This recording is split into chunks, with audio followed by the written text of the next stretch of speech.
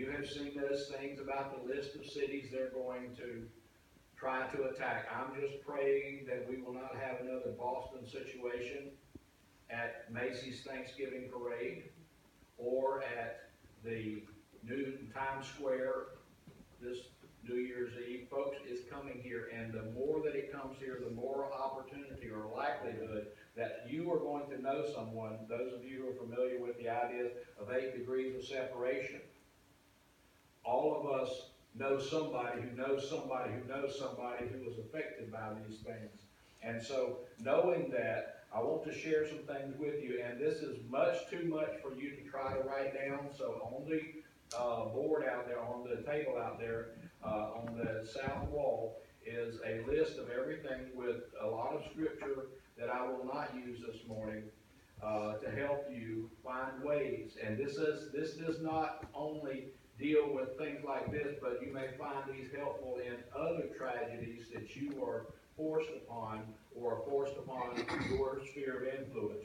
Now, these are not mine. I will not take credit for these because they are wonderful things, but these were presented by John Piper to his church after the Columbine shooting in Colorado, and then added to after 2011. Now, these are applicable today as they were then, and they will be, but let me say this to you. You will not be able to accept some of these very easily because they are hard. They are things that it takes maturity in the faith to be able to handle.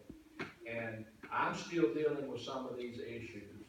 And so I just want you to know from the outset, I don't want you to feel like, oh, well, if I can't buy into that, I can't buy into any of it. You let the Spirit of God work in you, and I believe that you will see that He will work through these things. First of all, pray and ask God for His help for yourself and those to whom you seek to minister.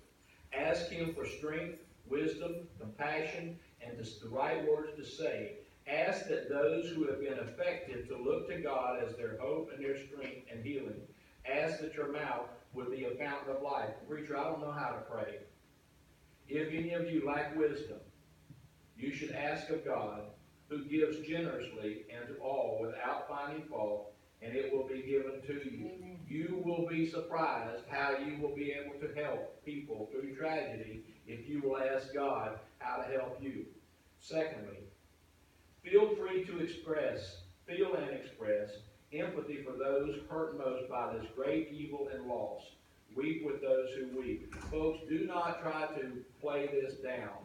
The other night on the news, one of the young men who was paralyzed last year by the person who went to Florida State played down how bad it was. Folks, these things that have happened to us or happened to the world are great evil.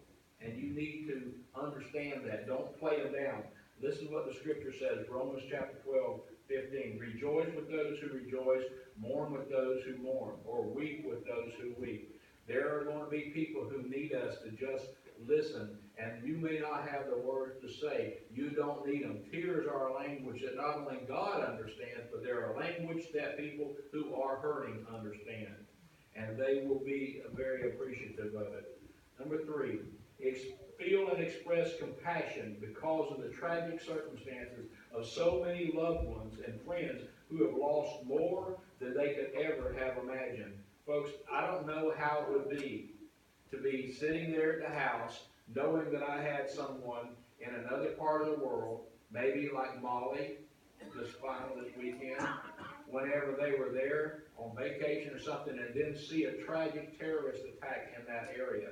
Lord, I don't know how I would handle it. And these people are dealing with a great loss. When Jesus saw her weeping, and the Jews who had come alongside with her also weeping, he was deeply moved in spirit, and he was troubled.